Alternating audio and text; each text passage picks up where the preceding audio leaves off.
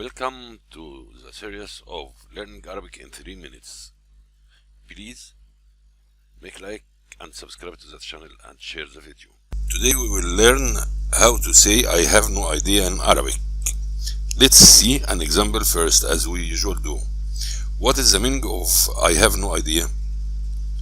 It means ليس لدي فكرة. ليس لدي فكرة. So let's see how to use.